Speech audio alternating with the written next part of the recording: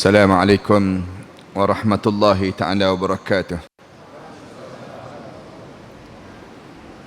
Alhamdulillahi rabbil alamin. Wassalatu wassalamu ala ashrafil anbiya'i wal mursalin wa ala alihi wa sahbihi ajma'in.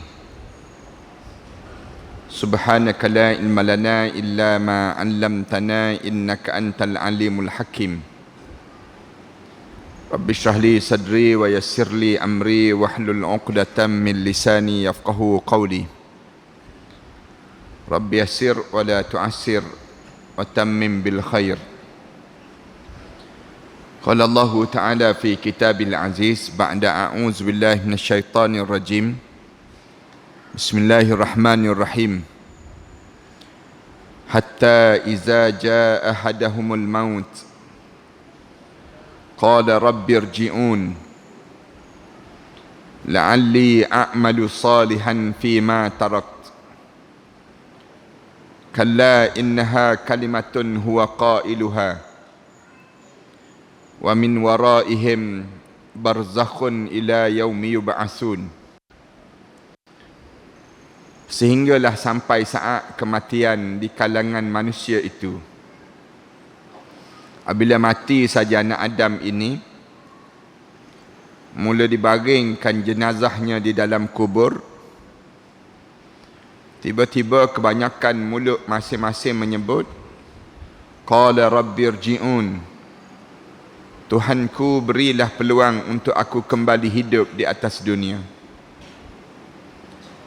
Kalaulah aku diberi peluang untuk hidup balik di atas dunia, la'alli a'malu salihan fima tarakt.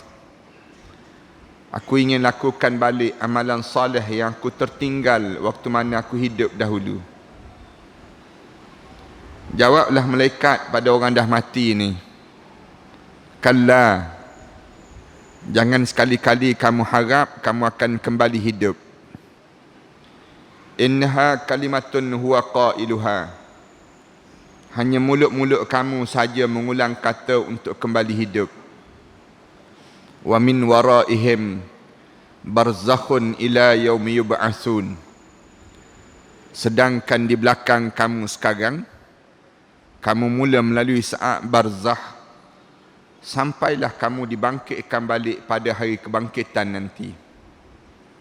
Surah Al-Mu'minun ayat yang ke-99 dan ayat yang ke-100. Terima kasih pada pengerusi, Tok Imam yang berhormat, pimpinan-pimpinan, para alim ulama, anak-anak, muslimin dan muslimat sekalian. Pertamanya, marilah sama-sama kita mengaturkan rasa syukur yang tak terhingga kita kepada Allah. Di atas nikmat kita menjadi tetamu kepada Allah di malam yang baik ini. Syukurnya Allah memilih kita untuk datang duduk seketika di antara maghrib dan juga isyak ini. Di saat mana orang lain Allah tak pilih. Tapi Allah pilih kita untuk datang sekejap. Bagi kita menambahkan lagi bekalan perjalanan hidup kita yang akan datang nanti. Sebab semua kita tahu bahawa siapa yang nak hidup cemerlang di dunia ini, dia perlu belajar dan dia perlu kadang-kadang terpaksa berkorban, jauh pergi belajar untuk mendapatkan segulung ijazah, untuk dia dapatkan kerja yang baik. Orang yang nak hidup lebih berjaya di akhirat nanti, dia kena duduk belajar juga. Dia kena duduk dan bersungguh-sungguh sedikit, menambahkan bekalan ilmu untuk dibawa menghadap di hadapan Allah nanti. Sebab semua kita tahu bahawa perjalanan hidup kita ini tak berakhir dengan dunia saja. Allah tak jadikan dunia ini tempat perjalanan akhir. Tetapi depan kita ni ada lagi 3 alam yang perlu kita lalui. 3 alam yang perlu kita lalui ini, yang semua kita kena faham dan kita perlu bersiap untuk ke alam tiga alam yang di hadapan kita ini. Tiga alam ini dipanggil alam yang ketiga yang kita akan sampai sekejap lagi. Dipanggil alam barzah. Sekarang kita baru hidup di alam kedua baru. Alam kedua dipanggil alam fana, alam yang hancur. Yang Allah Subhanahu wa taala sebut, kullu man 'alaiha fan. Semua yang hidup ini akan hancur. Wa yabqa wajhu rabbika dzil jalali wal ikram. Yang kekal ialah Allah yang mempunyai ketinggian dan kemuliaan. Sebelum daripada ni kita yakin kita pernah hidup di alam yang pertama. Alam pertama dipanggil alam kandungan ibu ataupun alam rahim. Saya yakin tak ada seorang pun yang dia sebut, saya tak keluar daripada perut ibu, Ustaz. Habis kamu keluar daripada mana? Saya keluar daripada buluh betung, Ustaz. Saya keluar daripada buah tembikai. Ini cerita dongeng yang pernah kita dengar. Tapi semua kita pernah hidup di alam pertama, dipanggil alam kandungan ibu. Kemudian lepas pada Allah jadikan alam yang kedua ni, kita akan hidup di alam yang ketiga, yang disebut dengan alam barzah. Berakhirkah perjalanan hidup kita di alam yang ketiga nanti? Tak. Ada lagi alam yang keempat yang Allah Subhanahu wa taala jadikan pada kita. Alam keempat dipanggil alam mahsyar, alam yang dibangkitkan balik. Semua di kalangan kita akan bangun balik. Waktu mana kita bangun, kita akan sibuk tanya orang, man ba'atsana mim marqadina. Siapa yang membangkitkan kita daripada tempat tidur kita? Elok-elok semalam kita di alam barzah. Kemudian hari ini kita bangun balik. Lalu kita dengar satu jawapan. Hadza ma wa'adar rahman. Inilah yang telah dijanjikan oleh Allah yang bersifat ar-Rahman. Wa sadaqal mursalun, dan benarlah apa yang diajar oleh rasul-rasul dahulu. Berakhirkah kita hidup di alam mahsyar? Tak lagi. Bila kita bangkit di padang mahsyar, kita akan dikepung oleh malaikat. Mereka akan kepung manusia dan juga jin.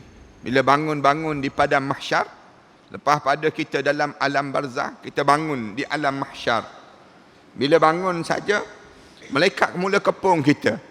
Dalam hadis Rasulullah sallallahu alaihi wasallam, Rasulullah sebut seramai lebih kurang 11 saf para malaikat akan turun. Mula kepung manusia bila bangkit di padang mahsyar. Cerita ringkasnya, bila kita mula dikepung saja, malaikat mula cabar.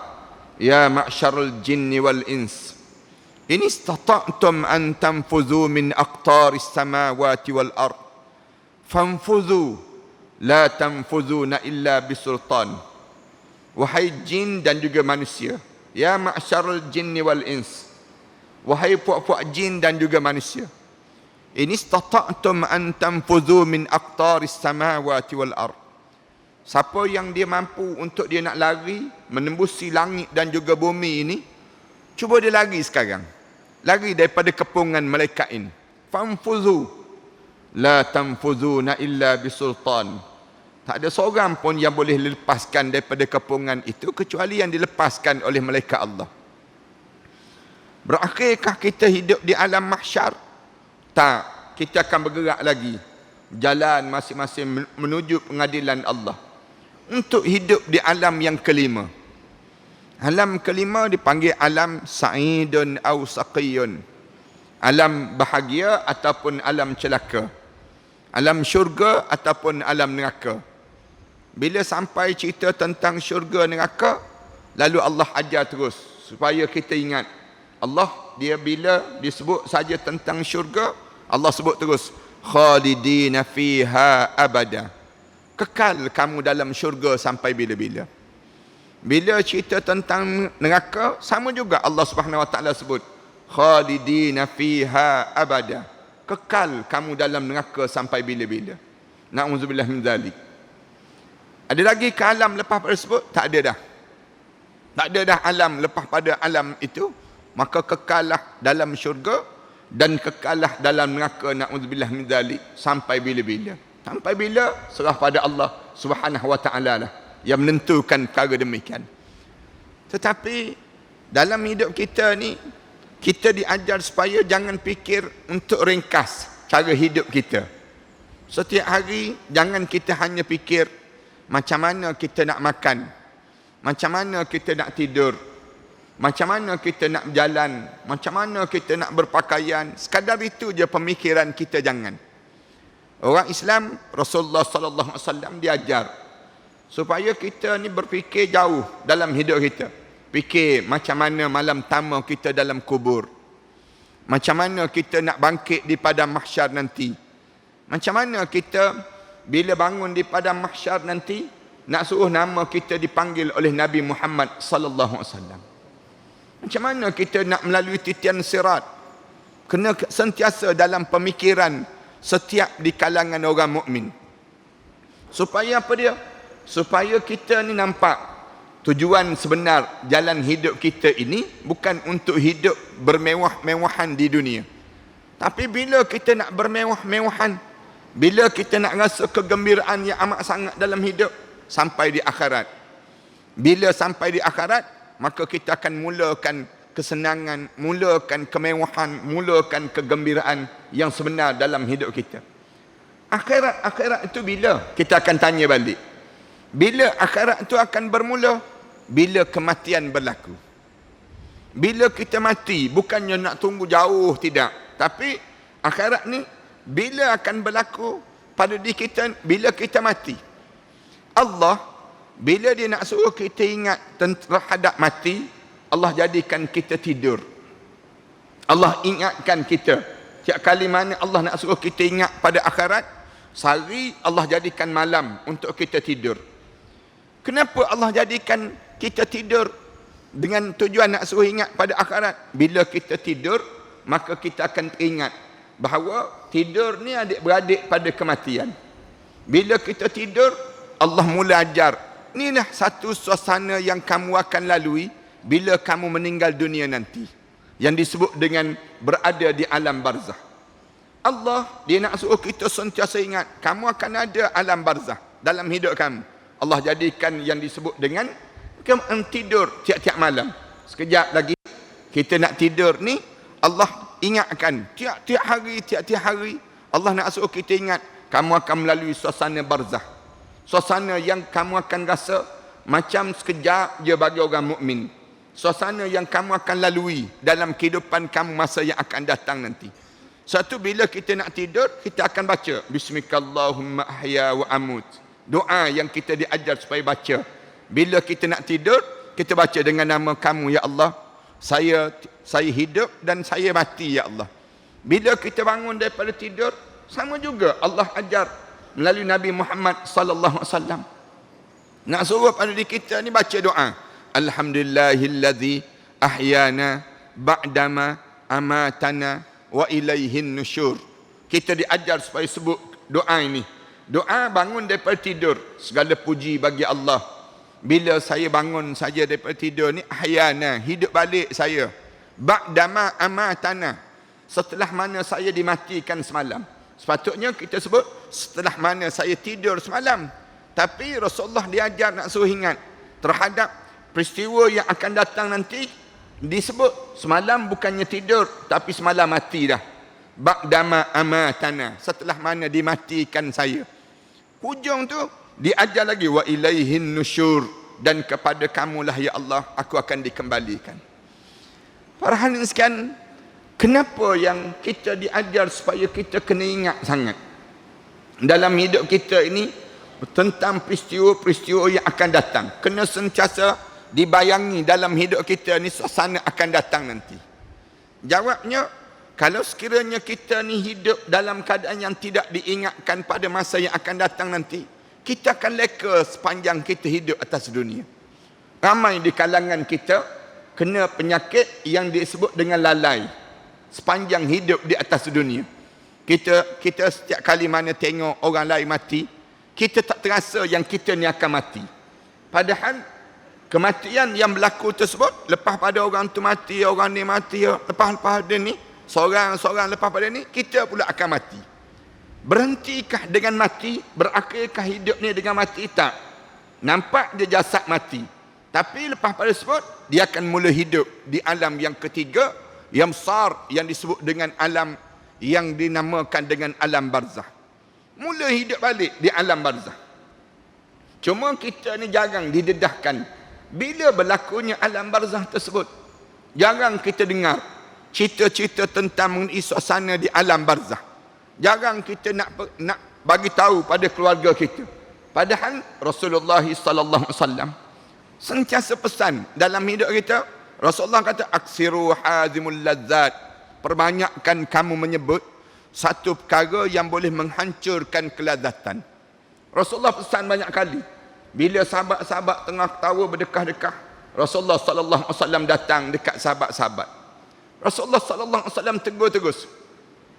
Lau alimtum ma alimni. Rasulullah sebut, kalau kamu tahu apa yang aku tahu, la bakaitum katsiran wa la dhahaqqun qalila. Rasulullah sebut, nescaya kamu akan menangis lebih banyak daripada kamu ketawa yang banyak. Tapi oleh kerana kamu tak sentiasa didedahkan, kamu tak diberitahu tentang macam mana perjalanan yang akan datang nanti. Yang kita fikir, setiap kali mana kita hantar jenazah, kita letak je jenazah, kemudian kita tinggalkan jenazah, lepas pada itu kita balik. Orang tanya, dah selesai ke? Dah, selamat. Dah diselesaikan, dikebumikan. Padahal Rasulullah sallallahu alaihi wasallam, bila Rasulullah sallallahu alaihi wasallam hantar jenazah, selesai letak je jenazah dalam kubur, pernah sekali Rasulullah sallallahu alaihi wasallam berucap, ayuhan nas, manusia semua, kata Rasulullah, ka'annal mauta fiha ala ghairina qad kutiba wa ka'annal haqqa fiha ala ghairina qad wajaba wa ka'annal ladzi nushayyi'u minal amwat safrun amma qalilan ilaina la turja'un. Ni ucapan Rasulullah. Kalau kita nak sebut talqin pun talqin Rasulullah lah. Rasulullah sallallahu alaihi wasallam sebut, ayuhan nas, manusia semua, kata Rasulullah, ka'annal mauta fiha ala ghairina qad kutiba. Aku tengok kamu semua ni, hidup ni macam kematian tu tak tertulis pada diri kamu. Wa ka'annal haqqa fiha ala ghairina qad wajaba. Kamu ingat ke dalam hidup kamu ni Allah tak ada keputusan untuk kematian pada diri kamu. Wa ka'annal ladzina syai'u minal amwat safrun amma qalilan ilaina la turja'un. Rasulullah kata, kamu ni kalau hantar jenazah, tiap-tiap kali mana kamu hantar jenazah tu, macam kamu hantar orang musafir je, kata Rasulullah. Dan sikit lagi mereka akan kembali balik. Nubawi'uhum ajdasuhum wa na'kul mirasihim. Rasulullah sebut, kamu letak jenazah dia dalam kubur, lepas pada itu kamu balik, kamu makan segala peninggalan yang mereka tinggalkan itu. Ka'anna mukhalladuna ba'dahum. Rasulullah kata, macam seolah-olah kamu ni kekal lepas pada kematian mereka. Wa nasina kulla wa'izah. Kamu lupa segala peringatan Allah. Wa aminna kulla ja'ihah. Rasulullah sebut, kamu ni rasa macam tenang je hidup kamu.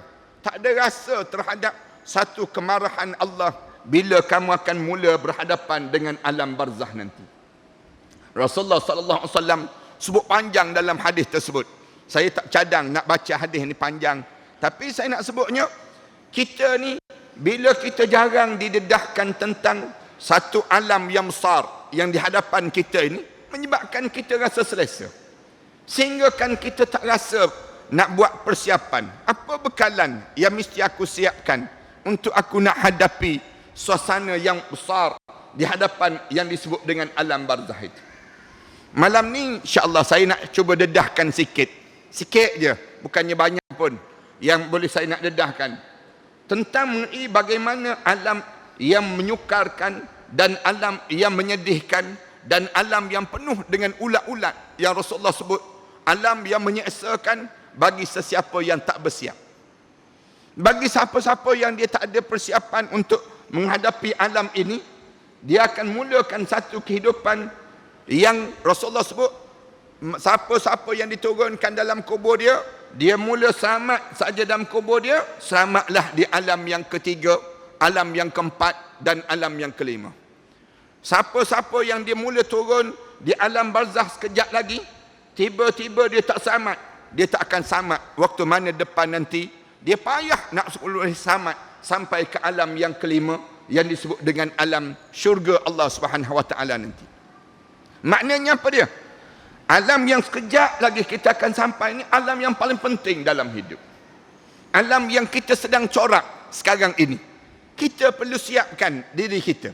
Tak boleh kita ni nak kita rasa tak apa. Orang sebut pada kita, dah bersiap ke belum?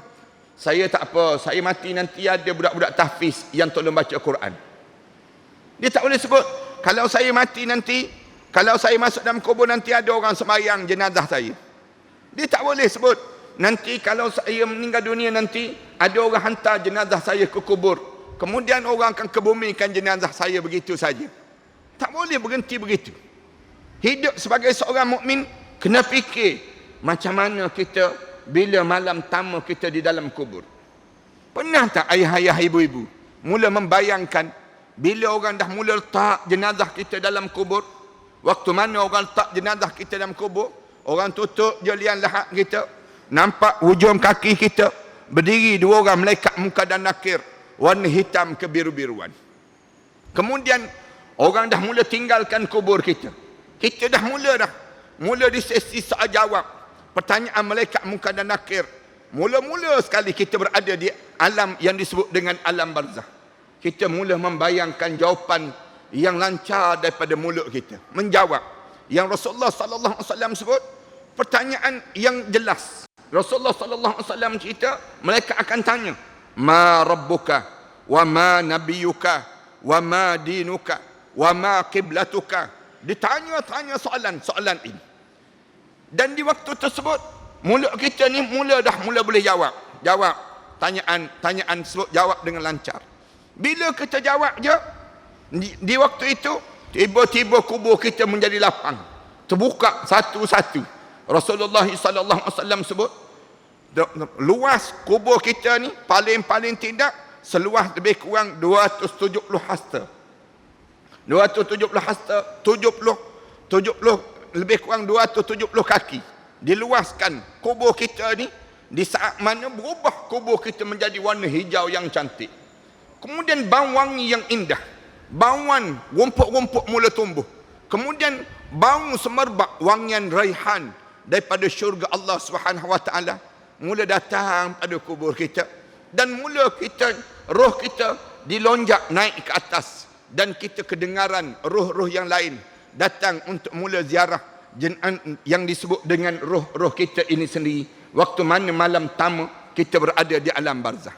Ini bagi orang mukmin. Tapi cuba kita bayangkan, pernah tak kita bayangkan bila ditanya oleh malaikat ma rabbuka, start daripada pertanyaan malaikat ma rabbuka, tiba-tiba bunyi gerham masing-masing. Bunyi kak kak kak kak, tak lepas nak menjawab. Mula tak boleh nak jawab. Tak boleh nak jawab. Diulang dan diulang. Pertanyaan ni diulang dan diulang oleh malaikat. Tanya 3 kali saja. Dalam hadis Rasulullah sebut, tanya kali yang pertama, lekat. Dia digerham dia. Pertanyaan kali yang kedua, bunyi kak kak kak kak nak lepas. Tak boleh. Mulut dia nak sebut. Sahabat Rasulullah sallallahu alaihi wasallam tanya Rasulullah, ya Rasulullah, waktu tu roh kita bagaimana ya Rasulullah? Rasulullah sebut roh ni masuk di bahagian kepala masing-masing. Ada yang masuk sampai ke bahagian dada masing-masing. Ada yang masuk sampai ke bahagian perut masing-masing. Ditanya oleh malaikat. Tiba-tiba na'udzubillah min dzalik, keluar ular hitam daripada hujung kaki kita. Ular sebesar tengkuk unta. Rasulullah sebut demikian. Dalam keadaan dengusan, api yang keluar daripada mulutnya mula membelit kaki kita. Pernah kita bayang tak macam mana kita nak jawab pertanyaan malaikat itu, kemudian kita nak lepas soalan-soalan pertanyaan itu, kemudian kita nak lepas daripada ular yang mula membelit kaki kita, mematahkan tulang-tulang kita tersebut. Pernah bayang tak dalam hidup kita, ayah-ayah, ibu-ibu, dah seminggu dah kita dalam kubur, tak selesai lagi pertanyaan malaikat munkar dan nakir. Masih lagi ditanya dan ditanya. Dah sebulan, dah setahun, masih lagi tak selesai pertanyaan ini. Tiba-tiba mulut masing-masing meraung. Mulut sebut, qala rabbirji'un. Malaikat, saya nak kembali hidup. nak hidup balik di atas dunia. Na'udzubillah min dzalik. Tuan-tuan jangan ulang kalimah ni dalam kubur sekejap lagi.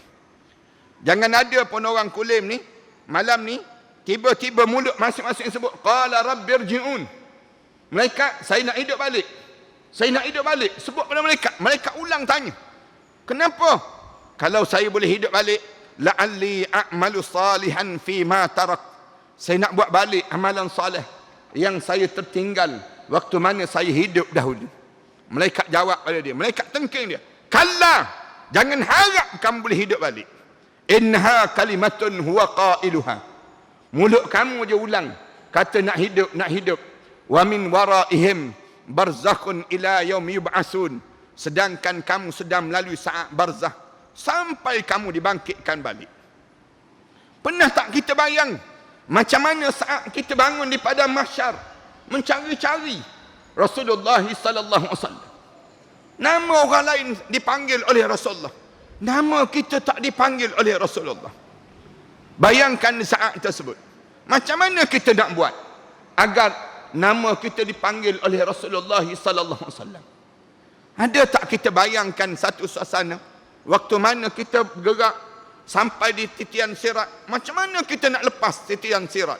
Sampailah kita boleh lepas ke dalam syurga Allah, bersimpuh di sisi Nabi Muhammad sallallahu alaihi wasallam, mencium jari jemari Rasulullah, mengucup dahi Rasulullah, boleh letak kepala kita di atas ribaan Nabi Muhammad sallallahu alaihi wasallam. Para hadirin sekalian, ini satu perjalanan yang kita akan lalui. Tapi alim ulama cerita, alam yang disebut dengan alam barzah yang kita akan sampai sekejap lagi, bila akan berlaku saat yang disebut dengan barzah ini? Ulama-ulama menjawab, waktu mana hijab mata kita mula diselak oleh para malaikat Allah. Ingat betul-betul ya. Kalau ditanya bila barzah ni akan berlaku, sekejap je lagi. Bila? Bila hijab mata kita mula diselak. Bila hijab mata kita diselak saja, mula kita melalui perjalanan barzah. Mula kita hidup di alam yang ketiga yang disebut dengan alam barzah. Sekarang hijab mata tak dibuka lagi oleh malaikat Allah. Kita nampak yang zahir dah. Nampak yang zahir saja. Kita tak nampak lagi malaikat Allah. Bila start daripada mula selak saja, hijab mata kita ni mula nampak malaikat berduyun-duyun turun. Mula datang berdiri di hadapan muka kita. Mula dia sebut, wahai anak Adam, aku cari setitik air untuk kamu telan, sudah tidak ada. Aku cari selangkah untuk kamu melangkah, sudah tidak ada. Aku cari sepatah perkataan yang keluar daripada mulut kamu, sudah tidak ada. Wahai roh, sila keluar daripada jasad ini. Sebutnya wahai roh, sila keluar daripada jasad ini. Tuan-tuan, jangan ada seorang pun yang sebut kalimah ini. Kalimah yang kebanyakan mulut-mulut orang kita sebut. Mulut-mulut di kalangan orang yang saya akan sebut, golongan yang akan sebut dalam kubur kejap lagi. Orang yang apa dia? Dia sebut kalimah ni orang Islam ni. Dia bukan orang kafir, tapi orang Islam. Tapi dia tak bersiap untuk nak menghadap depan Allah. Dia sebut kepada malaikat, laula akhartani ila ajalin qarib. Malaikat, kalaulah ditangguh kematian saya sekejap. Boleh tak malaikat? Bagi tahu pada Allah sekejap je malaikat. Saya jangan bagi mati lagi malaikat. Kenapa? Fa as-saddaqa. Saya nak bagi segala benda yang saya ada sekarang ni. Harta-harta yang saya cari sekarang ni, semua saya nak bersedekah di jalan Allah. Wa akum minas salihin. Sekarang juga saya nak menjadi hamba Allah yang saleh. Malaikat jawab, wala yuakhirallahu nafsan iza jaa ajaluha. Allah tak tangguh dah nyawa-nyawa seseorang bila sampai ajal di kalangan mereka. Wallahu khabiran bima ta'malun. Allah tahu fi'il perangai apa yang kamu akan ulang jika ditangguh kematian dalam hidup kamu. Inilah masa yang pertama untuk sesiapa yang nak masuki alam yang disebut dengan alam barzah. Bila sebut saja begitu, malaikat mula datang terus. Malaikat mula masuk dalam tubuh badan seseorang. Semua di kalangan kita ni sambil masuk, malaikat akan umum terus. Wajaat sakratul maut bil haqq. Zalika ma kunta minhu tahid. Telah datang saat sakaratul maut yang penuh dengan kebenaran. Inilah masa yang sering kali kamu lari-larikan di sepanjang kamu hidup di atas dunia dahulu. Dipanggil masa sakarat. Siapa-siapa yang kena masa sakarat, Rasulullah kata, inna sakaratun azim. Rasulullah sebut, siapa yang kena masa sakarat, masa tersebut masa yang menggemparkan dalam hidup kamu, mengejutkan diri kamu. Kena je sakarat, maknanya dia tak boleh nak sebut lagi saya nak hidup balik atas dunia. Kena sakarat, malaikat mula masuk. Saya tak bercadang nak cerita yang ni, kerana saya nak, yang besar saya nak cerita tentang mengenai alam barzah. Bila masuk saja, malaikat dalam tu badan mula tarik daripada hujung kaki. Tarik di hujung kaki masing-masing untuk naik. Bila tarik saja, sakit seluruh tubuh badan. Tak ada tempat yang tak rasa sakit. Di telinga kita rasa sakit, di bulu mata kita rasa sakit, di rambut kita rasa sakit. Sakit, Imam Ghazali sebut, sampai mulut tak boleh nak sebut sakit. Sakit sampai peringkat hanya boleh mendengar dengusan. Sakit. Bila tanya Rasulullah, bagaimana sakit sakarat ya Rasulullah? Rasulullah sebut, bagaikan tengkuk kamu dicincang dengan 300 libasan mata pedang. Tanya Rasulullah sallallahu alaihi wasallam, macam mana sakit sakarat ya Rasulullah? Rasulullah sebut, bagaikan badan kamu dicampak ke pohon yang berduri, melekat di pohon yang berduri, direntak turun ke bawah. Tanya Rasulullah, bagaimana sakitnya ya Rasulullah? Bagaikan ada satu lengan yang besar merodok dalam mulut kamu, kemudian lengan tersebut penuh dengan duri-duri yang tajam, dirodok sampai di perut kamu, direntak naik sampai ke atas. Tanya Rasulullah, bagaimana sakit saat itu ya Rasulullah? Rasulullah sebut, tanya ibu-ibu yang melahirkan zuriat.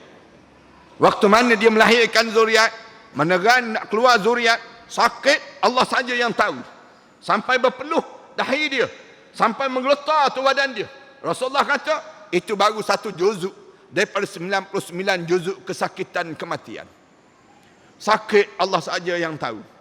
Sampai Imam Ghazali sebut, sakit sampai hitam mata menjadi putih. Sakit sampai peringkat hanya dengar dengusan. Imam Ghazali sebut, sakit, cuba bayangkan Rasulullah sakit waktu mana kena sakarat, sampai peringkat tangan Rasulullah yang sedang dalam keadaan qiyam tu terbuka, tangan Rasulullah, kemudian tergerak-gerak tangan Rasulullah cari sesuatu. Sayyidatina Aisyah radhiyallahu anha, dia sebut, aku tengok tangan Rasulullah bergerak cari sesuatu, aku ambil bekas air, aku letak tangan dekat bekas air itu dekat dengan tapak tangan Rasulullah. Rasulullah celup tangan Rasulullah dalam bekas tersebut. Rasulullah angkat tangan Rasulullah. Rasulullah sapu muka Rasulullah. Rasulullah sebut, la ilaha illa anta, Allahumma a'inni ala sakaratil maut. Tidak ada Tuhan melainkan kamu ya Allah. Ya Allah, bantulah aku di saat mana aku melalui sakaratul maut ini ya Allah. Doa Rasulullah. Sayyidatina Aisyah radhiyallahu anha sebut, bila aku tengok Rasulullah kena sakarat, aku tak bayangkan aku lebih ringan daripada Rasulullah sallallahu alaihi wasallam. Sakit yang amat sangat.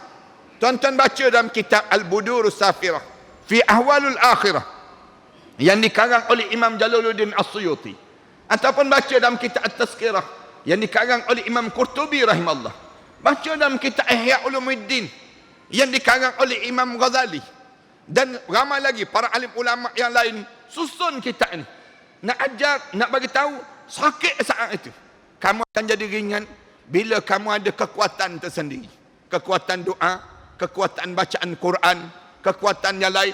Bila tarik saja roh daripada hujung kaki sampai ke lutut, tarik daripada lutut sampai ke pusat.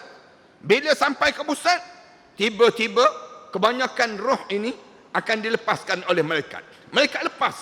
Sampai di pusat tu lepas saja, tiba-tiba roh ni turun balik. Turun balik ke bawah. Sambil turun tu, syaitan sibuk. Syaitan sedang sibuk untuk memperdayakan manusia. Ingat betul-betul ayah-ayah, ibu-ibu. Syaitan ganggu semenjak daripada hujung kaki sampai ke perut itu. Sampai di pusat tu syaitan sebut, aku dah kata tak mati lagi. Kamu tak mati lagi. Kamu rasakan sekarang, roh kamu sedang turun sekarang. Dia turun roh ni. Bila sedang turun roh tersebut, tiba-tiba datang kumpulan yang ketiga malaikat yang pegang di bawah kemaluan masing-masing, direntak naik sampai ke halkum. Zup, naik sampai ke halkum terus. Bila sampai di halkum, kali yang kedua akan terlafaz daripada mulut manusia, Tuan-tuan orang kawasan ni jangan sebut kalimah ni. Mulut dia kata apa dia? Bila sampai di halqum, kebanyakan mulut-mulut sebut, qala inni tubtul an. Sekarang saya taubat ya Allah. Sekarang saya taubat ya Allah. Malaikat jawab terus, walaisatit taubatu lilladzina ya'maluna as-sayyi'at hatta idza hadara ahadahumul maut qala inni tubtul an. Tidak dianggap taubat orang yang roh dia sampai di halqum. Tidak diterima taubat dia. Bila roh dia sampai di halqum, tiba-tiba mulut dia sebut, qala inni tubtul an. Sekarang saya taubat ya Allah. Bunyi pak sekali. Pak, benda yang besar tu terlepas. Roh daripada mata masing-masing. Terkeluar daripada mata ni, lalu masuk dalam bekas. Sama ada bekas yang warna hitam ataupun bekas yang warna putih. Masuk dalam bekas tersebut. Naik saja. Kedengaran di arasy Allah sebut, tentukan dia dalam neraka sijin. Na'udzubillah min dzalik. Bila sebut neraka sijin, roh turun terus ke bawah. Roh mukmin bila naik saja, mudah-mudahan semua yang hadir malam ni insya-Allah. Bila roh kita ni naik saja, kedengaran di arasy Allah sebut, tentukan dia dalam syurga Illiyin. Bila sebut syurga Illiyin, turun terus roh. Berdiri di hujung kepala masing-masing. Mula kita hidup di alam yang ketiga yang disebut dengan alam barzah. Kita nampak siapa yang datang nak mandikan jenazah kita. Kita rasa saat mana butang baju kita dibuka. Kita bercakap dengan orang mandi jenazah kita. Kita sebut pada pemandi jenazah perlahan-lahan. Sakit mati tadi belum habis lagi kita sebut. Bila orang usung jenazah kita, kita boleh bilang berapa orang yang nak semayang jenazah kita. Bila orang angkat jenazah kita, orang kapan jenazah kita, kita nampak siapa yang kapankan jenazah kita. Kita dengar suara orang bercakap di sekeliling kita. Hidup ke tak hidup di waktu tersebut? Hidup yang disebut dengan alam barzah. Mula hidup, kita nampak semua. Orang usung jenazah kita, dengar semua. Barang-barang kita dalam rumah kita ni sebut, selamat tinggal bos. Hari ni saya bukan milik kamu lagi. Berakhir perjalanan hidup di atas dunia. Jalan orang usung jenazah kita sampai ke kubur, orang letak je jenazah kita atas kubur tersebut. Nampak di hujung kaki kita dua orang malaikat muka dan nakir warna hitam kebiru-biruan. Orang angkat je jenazah kita, turun je dalam liang lahat. Sambil turun dalam liang lahat tu, rasa terus pengamal yang pertama. Pum sekali. Pum sekali tersebut yang disebut dengan himpitan kubur. Himpitan kubur ya. Bukannya azab kubur, himpitan kubur.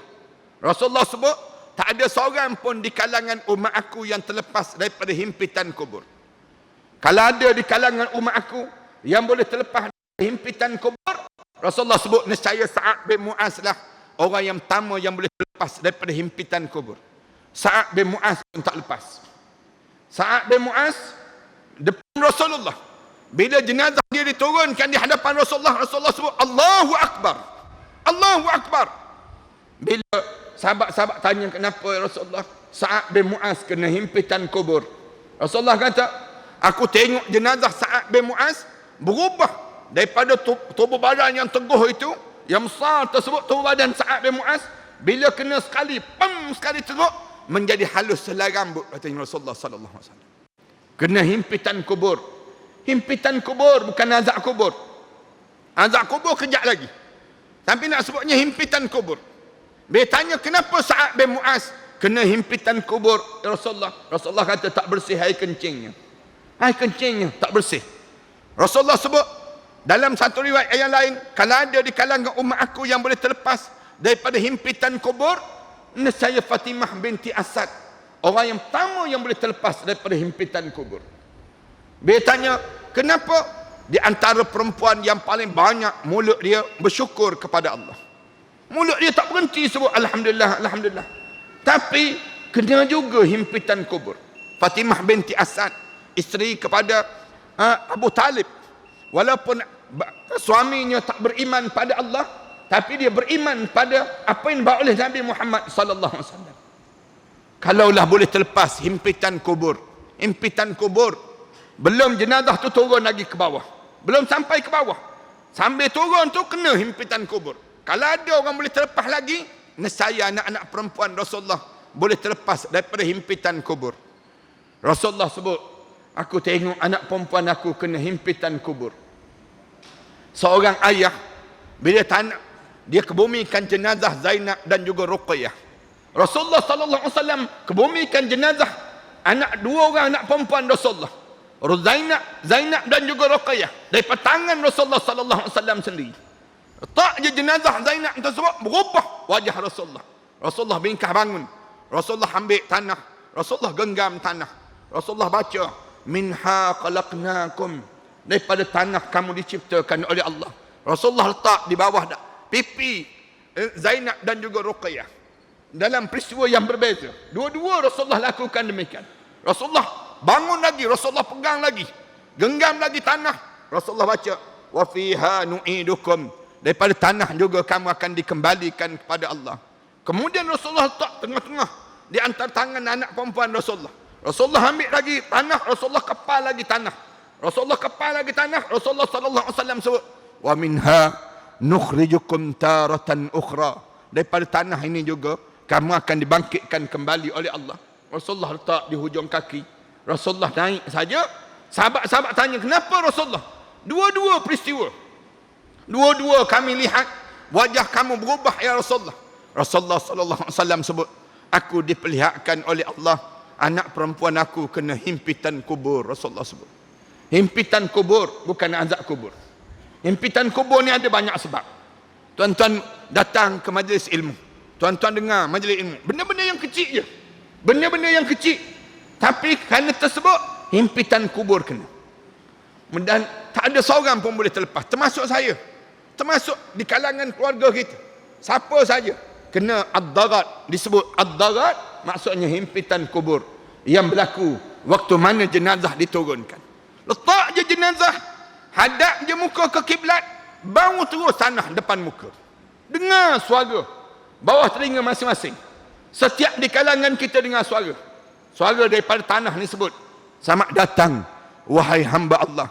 Sekejap lagi kamu akan lihat bagaimana aku akan lakukan pada kamu. Mula hidup di alam yang ketiga yang disebut dengan alam barzah.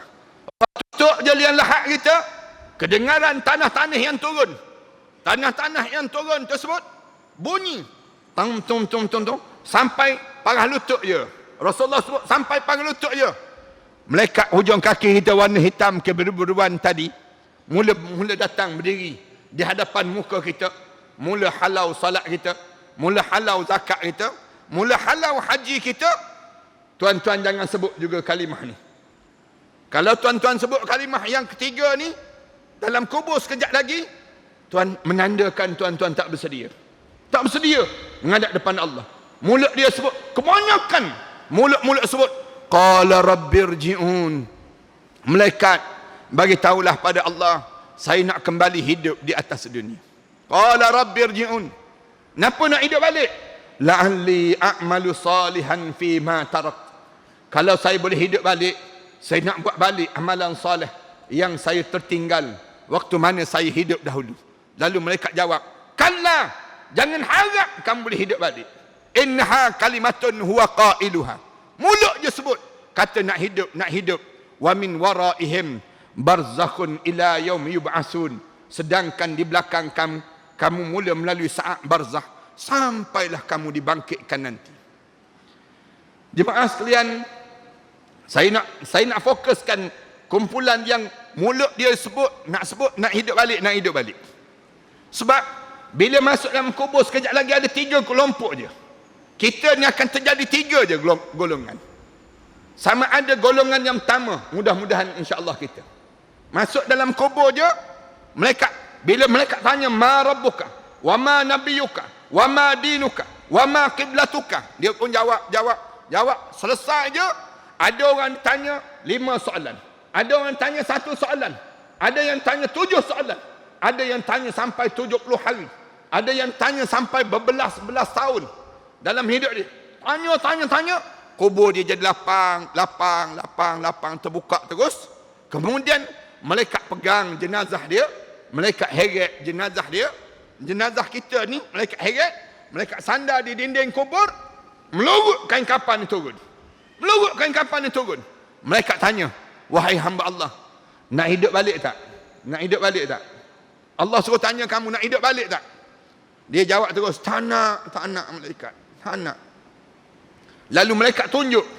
Hari pertama matahari tenggelam. Hari pertama matahari tenggelam tu, malaikat tunjuk. Tengok tu, matahari sedang tenggelam di atas muka bumi. Bingkah bangun dia. Malaikat, aku tak solat asar lagi malaikat besok. Teringat yang hidup dia ni sentiasa jaga solat. Sampai dalam kubur tu, bila malaikat tanya pada dia, nak hidup balik? Tak nak malaikat. Tapi bila sebut, tengok matahari sedang tenggelam, dia teringat terus, aku tak solat asar lagi malaikat besok. Lalu malaikat jawab, la salata laka wala siyama laka. Tak ada dah solat untuk kamu, tak ada dah puasa untuk kamu, tak ada dah haji untuk kamu. Walakin numukal arusah, tidurlah bagaikan malam pengantin baru untuk diri kamu. Bertanya pada dia, kenapa kamu tak nak hidup balik? Malaikat tanya pada dia, pada hamba Allah. Mudah-mudahan malaikat tanya kita insya-Allah. Kenapa kamu tak nak hidup balik? Lalu dia jawab, sakit, sakarat, terbau-bau sampai dalam lubang kubur. Tak ada seorang pun, Rasulullah sebut, tak ada seorang pun orang mukmin sebut dia nak hidup balik, kecuali orang mati syahid. Orang mati syahid memang sebut dia nak hidup balik. Dia tanya pada dia, kenapa nak hidup balik? Dia jawab, kalau saya hidup balik, saya nak berjuang di jalan Allah, saya nak mati lagi, kerana waktu mana kena sakarat, saya tak terasa langsung saat mana peluru menembusi jasad saya, sewaktu mana kepala saya dipancung, sewaktu mana saya ditombak dan dibunuh, tak terasa langsung sakitnya, bagaikan kena gigitan kerengga saja yang dirasakan demikian. Orang mati syahid. Manakala orang yang lain, semua orang mukmin yang lain bila tanya, nak hidup balik? Tak nak. Kenapa tak nak? Sakit, sakaratul maut, terbau-bau sampai dalam lubang kubur. Dia tanya lagi, kenapa kamu tak nak hidup balik? Kami dah nampak tempat kami dalam syurga Allah. Kami dah nampak tempat kami dalam syurga Allah. Bila sebut saja begitu, mereka sebut saja tidurlah bagaikan malam pengantin baru.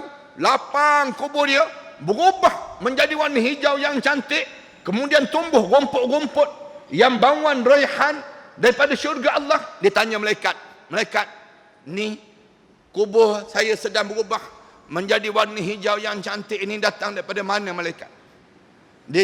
Malaikat jawab, ini datang daripada tahajud yang kamu bangun sewaktu mana kamu hidup di atas dunia dahulu.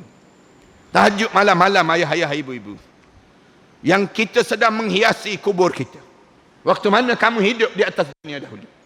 Bertanya, ni datang daripada mana? Tanya, tiba-tiba nampak macam kunang-kunang begitu, kelip-kelip yang cantik begitu sedang menderu datang, bunyi macam lebah. Dalam kitab cerita, saat mana mula datang dekat dia tanya malaikat, itu apa tu malaikat? Yang sedang datang tu malaikat. Malaikat jawab, itulah roh-roh mereka yang mukmin yang telah meninggal dunia sebelum daripada kamu, datang untuk mula menziarahi kamu. Datang semakin dekat. Kedengaran roh-roh tersebut yang semakin dekat tersebut, masing-masing sibuk bagi tahu, bercakap sama-sama mereka, biarkan dia. Dia baru saja meninggal dunia, tentu dia penat dalam perjalanan untuk dia menghadap depan Allah. Lalu orang mukmin ni yang baru meninggal dunia ni, disebut dalam kitabnya, dia akan jawab terus, tak, saya tak penat. Mari tengok ni. Ni kain kapan yang dipakai, yang saya pakai ni. Kamu tahu tak siapa yang pakaikan untuk saya tadi? Semua jenazah akan berbangga terhadap kain kapan yang dipakaikan oleh siapa yang pakai dan bagaimana cara yang dipakaikan. Orang mukmin dia sebut, anak saya yang soleh yang pakaikan untuk saya. Waktu mana saya diusung untuk dibawa ke kuburan tadi, anak saya yang soleh jadi imam.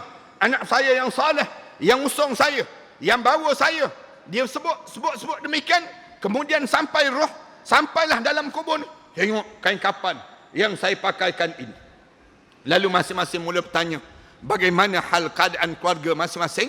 Tanya termasuk kehidupan keluargaan masing-masing. Dan dijawab, kemudian roh tersebut melonjak naik ke atas. Mula melonjak naik ke atas. Ini kumpulan yang pertama. Yang saya tak cadang nak cerita panjang, Kerana dalam kitab dia cerita tentang roh-roh ini berada pada 99 tempat yang telah ditentukan oleh Allah. Berbeza-beza amalan yang dilakukan oleh pada setiap di kalangan kita waktu mana kita hidup di atas dunia ini. Ada satu kumpulan lagi. Bila masuk saja dalam kubur, junam terus dalam neraka Allah Subhanahu Wa Taala. Yang ni disebut di kalangan orang-orang kafir. Orang kafir bila dia mati hilang nikmat dunia. Tak ada dah nikmat yang dirasai. Allah balas segala kebaikan dia waktu mana dekat dengan sakarat. Katakanlah ada orang kafir yang dia pernah membuat kebaikan di atas dunia. Allah akan balas segala kebaikan dia sebelum kematian dia. Sebelum kematian dia Allah akan balas. Bila dia mati masuk dalam kubur, dia tak boleh lagi dakwa kepada Allah terhadap kebaikan yang pernah dilakukan di atas dunia dahulu. Yang ni cara yang dilakukan oleh Allah. Bila dia masuk saja dalam kubur, junam terus 7 tala bumi yang dia akan rasakan azab start daripada dia mula mati sampailah dia dihumban ke dalam neraka Allah Subhanahu Wa Taala. Tapi ada kumpulan yang tiga yang jarang disebut. Yang malam ni saya nak sebut kumpulan yang tiga ni. Yang mulut masing-masing sebut qala rabbirji'un. Malaikat, bagilah peluang untuk saya kembali hidup di atas dunia. Kumpulan ketiga ni siapa? Dia orang Islam. Tapi dia mati dalam keadaan munafik. Na'udzubillah min dzalik. Ataupun dia mati dalam keadaan dia sedang buat zalim pada dirinya sendiri. Ataupun dia tak bersedia untuk menghadap depan Allah. Dia orang Islam. Sehingga kan mulut dia sebut, kalau saya boleh hidup balik, saya nak buat balik amalan soleh. Amalan soleh yang saya tertinggal waktu mana saya hidup dahulu. Sampai malaikat tengking dia, jangan harap kamu boleh hidup balik. Jangan harap kamu hidup balik. Na'udzubillah min dzalik. Tuan-tuan jangan sebut kalimah ni dalam kubur sekejap lagi. Jangan ada yang meraung dalam kubur sekejap lagi. Meraung sebut pada malaikat, qala rabbirji'un. Malaikat, tolonglah saya nak hidup balik. Kenapa mereka mati demikian? Allah cerita dalam Al-Quran beberapa jenis orang yang mati. Dalam surah An-Nisa ayat yang ke-97, innal ladzina tawaffahumul malaikatu zalimi anfusihim. Orang-orang yang dimatikan oleh malaikat Allah di saat mana dia sedang buat zalim pada dirinya sendiri. Ni kumpulan yang pertama. Mati dalam keadaan buat zalim, zalimi anfusihim. Dia sedang buat zalim pada dirinya sendiri. Macam mana orang buat zalim pada diri sendiri? Kita kata ada ke ustaz orang yang buat zalim pada diri sendiri? Sepah di kalangan kita orang buat zalim pada diri sendiri. Siapa buat zalim pada diri sendiri? Orang yang dia tahu ada alim ulama di sekitar dia, dia tak belajar dengan alim ulama tersebut. Dia mati, dia buat zalim pada diri dia sendiri. Orang yang dia dengar azan, dia tak dengar, tak datang sembahyang berjemaah. Dia mati di saat mana dia tak datang sembahyang berjemaah. Dia masuk dalam kubur, dia buat zalim pada dirinya sendiri.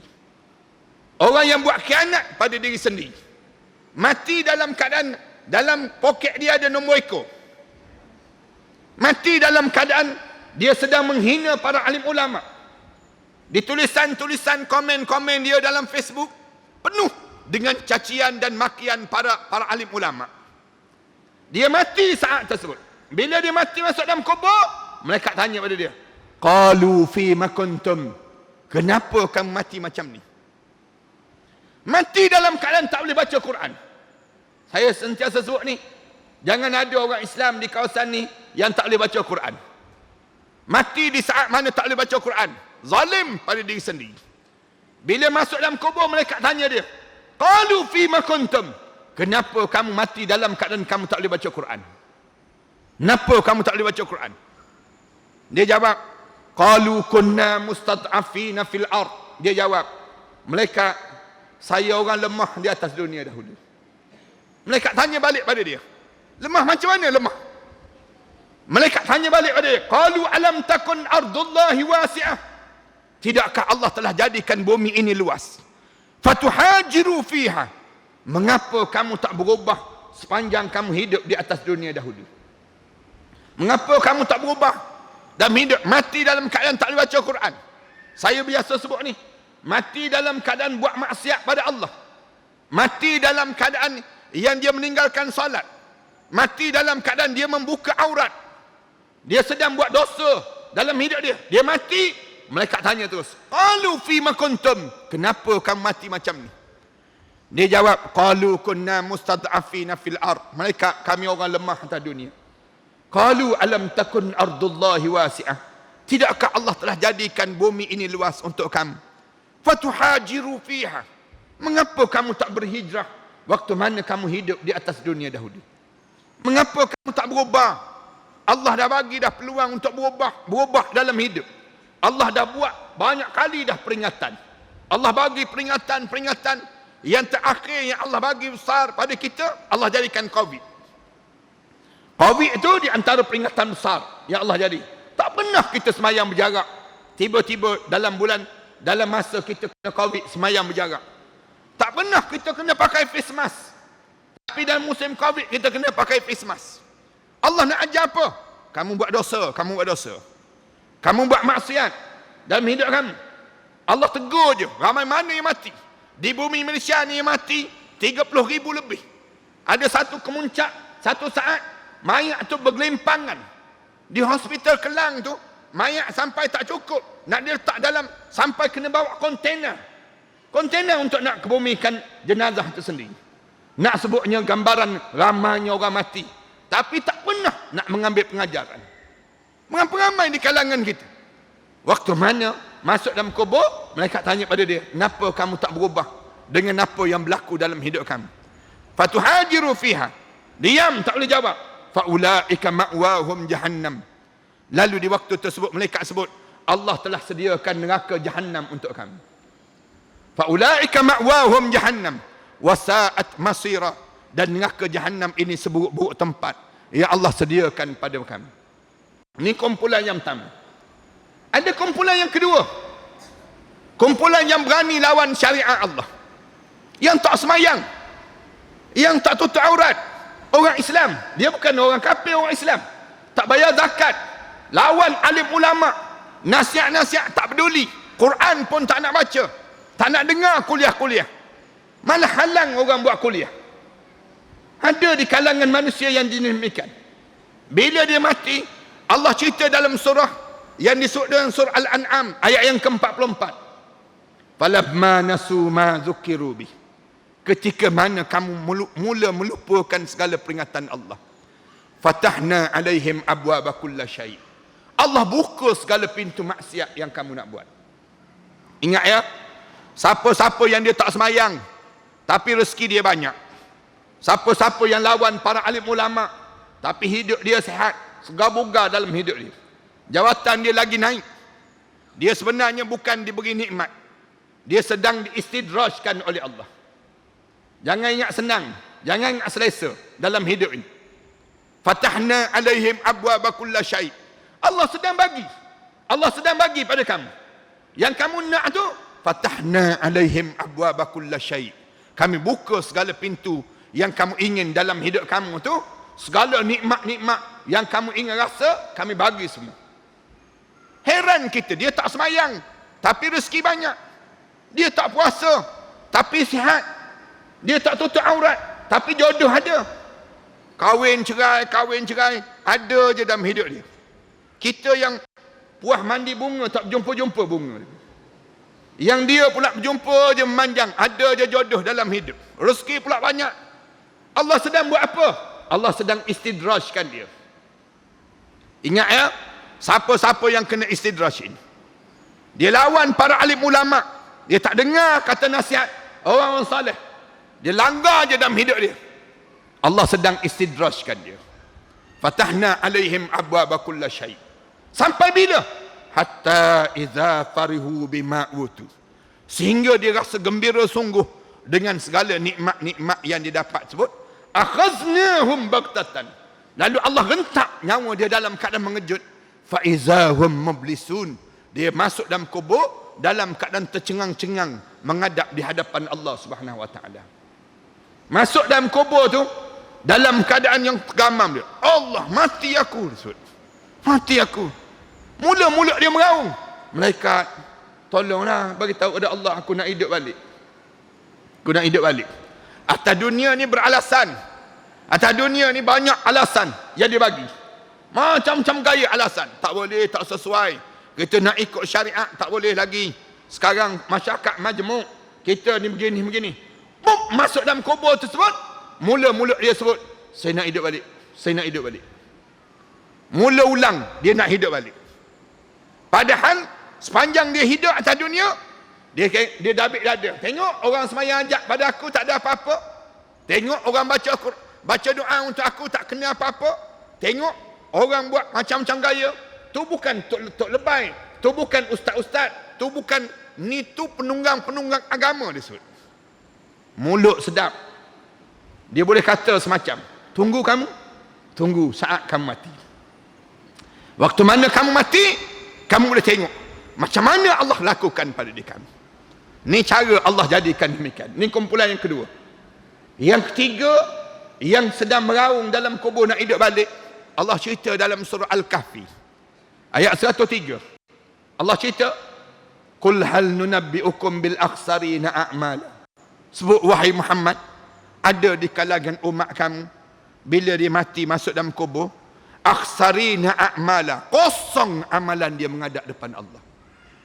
Masuk dia, letak je jenazah dalam kubur, tengok kanan, tengok kiri, datang belakang depan. Qul hal nunabbi'ukum bil akhsarina a'mala. Sebut wahai Muhammad, ada umat kamu bila dia masuk dalam kubur, kosong amalan dia menghadap depan Allah. Dia tak semayang ke? Dia semayang, tapi semayang dia tak diterima di sisi Allah. Alladzina dhalla sa'yuhum fil hayatid dunya. Puncanya, dia biarkan sepanjang dia hidup sesat, sepanjang dia hidup di atas dunia. Wahum yahsabuna annahum yuhsinuna sun'a. Dia sangka dia sedang buat amalan terbaik dalam hidup dia.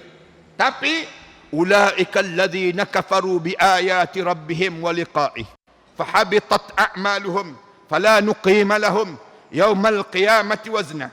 Waktu mana dia sampai di akhirat Allah, tengok tak ada langsung amalan dia untuk ditimbang di sisi Allah. Dan dia masuk dalam kubur, Allah tak ambil kira langsung semayang dia, puasa dia, zakat dia dan sebagainya. Allahu Akbar. Tuan-tuan jangan main-main tuan-tuan. Yang ni kebanyakan orang kita kena. Punca apa? Jadi demikian. Punca tak jaga 3 perkara. Alim ulama sebut 3 perkara yang dia tak jaga, yang jadi kosong amalan. Yang pertama, tak jaga hati dia untuk mengukuh dengan Islam. Patutnya hidup kita ni, semakin kita tua, semakin hati kita kuat yakin dengan Islam. Semakin hidup kita, semakin bertambah umur kita, semakin hati kita ni bersih dengan Islam. Jangan percaya dengan nasionalis, dia menipu kita ya tuan-tuan. Jangan percaya dengan komunis, dia menipu kita ya. Jangan percaya dengan liberalis. Jangan terlibat dengan pahaman sekularis. Jangan termasuk dalam izm-izm yang sedang dibawa oleh barat ini, masuk dan merasuk dalam tubuh badan orang Islam sekarang. Yang kita kena yakin hidup kita ni hanya dengan Islam. Yakin. Allah pesan, wala tamutunna illa wa antum muslimun. Jangan biarkan diri kamu mati kecuali saat mana kamu mati itu kamu betul-betul Islam. Ni ada orang kita dia boleh sebut.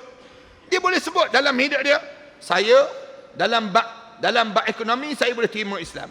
Dalam bab nikah kahwin saya boleh terima Islam. Tapi dalam bab politik saya tak boleh terima politik Islam. Ini bahaya. Kepahaman yang bahaya dalam hidup. Dalam hidup kita ni, semua kehidupan kita ni dengan Islam.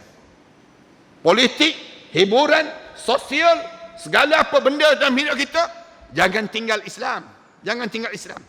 Siapa yang meletakkan pengasingan dalam hidup dia, keyakinan dia, saya percaya Islam ni hanya dalam bab sayang saja. Saya terima Islam dalam bab puasa, zakat dan nikah kahwin saja. Selain daripada itu, saya tak boleh terima Islam. Dia telah memecahkan yang disebutkan dengan keyakinan hidup dia terhadap agama Allah. Yang orang ni, bila dekat nak meninggal dunia, syaitan akan ganggu dia. Syaitan akan sebut, jangan mati dalam Islam. Mati bersama dengan Abah. Abah dia menyamar menjadi arwah ayah dia. Dia sebut, jangan mati dalam Islam. Mati bersama dengan Abah. Abah mati dalam Yahudi. Abah mati dalam Yahudi. Bila dia cuba mengucap juga, syaitan datang menyamar sebelah kiri dia. Rasulullah cerita, goyang buah dada dia. Ibu dia, dia menyamar menjadi arwah ibu dia. Goyang buah dada dia. Anakku, dada ini pernah menyusukan kamu. Waktu mana kamu kecil-kecil dahulu. Jangan mati dalam Islam. Mati bersama dengan Ummi. Mati bersama dengan Mama. Mama mati dalam Kristian. Kalau kamu nak selamat, kamu mati dalam Kristian. Saya yakin syaitan kulim ni tuan-tuan. Syaitan Kedah ni senang cerita. Dia tak akan sebut mati dalam Yahudi. Orang Kedah tak peduli Yahudi. Orang kita tak peduli pun terhadap Kristian. Kita tak kenal pun. Tapi tunggu sekejap lagi. Dia akan sebut apa dia? Anakku, matilah kamu dalam Islam liberal, dia sebut. Matilah kamu dalam Islam nasionalis. Matilah kamu dalam Islam sekularis. Kita dengar Islam juga ni, mati je lah, dia sebut macam. Padahal Allah dah sebut, wala tamutunna illa wa antum muslimun. Jangan biarkan diri kamu mati kecuali saat mana kamu mati, kamu betul-betul Islam. Maknanya sepanjang kita hidup di atas dunia ni, jangan ada di kalangan kita teragak-agak dengan Islam. Jangan kita rasa, Ustaz, saya ni bolehlah terima Islam dalam bab semayang je, tapi dalam bab lain takkan nak ikut Islam juga, sebut. Jangan demikian. Orang kita tak yakin dengan Islam. Yang ni menyebabkan kosong amalan dia. Kosong amalan menghadap depan Allah. Yang kedua, alim ulama sebut, kerana dia tak jaga ibadah dia dengan Allah. Ibadah apa yang kita tak jaga? Yang menyebabkan kosong amalan kita. Padahal kita dah semayang. Padahal kita dah puasa. Tiba-tiba kita tak jaga ibadah kita. Ibadah apa yang kita tak jaga? Yang pertama, tak jaganya akidah. Yang kedua, tak jaganya ibadah. Ibadah apa tak jaga? Ibadah yang paling besar tak jaga ialah ibadah solat. Solat. Betul terang je kita. Kita ni semakin lama solat, semakin khusyuk kah? Ataupun semakin lama solat, semakin kendur dan kendur solat kita. Kita ni semakin lama solat, semakin dekat dengan Allah kah? Ataupun semakin lama solat, semakin jauh kita dengan Allah. Ramai mana orang kita tak rasa nikmat. Sejak daripada muda dia solat. Sejak daripada umur 18 tahun, 15 tahun, dia jaga solat. Cuba bilang dengan jari dia, berapa kali solat dia, dia rasa nikmat sungguh dengan solat dia. Khusyuk sungguh dengan solat yang kita solat ini. Jaga sungguh solat kita. Dalam hidup kita, berapa kali kita menitik air mata? Waktu mana kita qiyam? Waktu mana kita sujud? Berapa kali basah tempat sujud kita? Berapa kali dalam hidup kita? Ni amalan. Jaga solat. Ayah-ayah, ibu-ibu, saya nak pesan sikit lagi.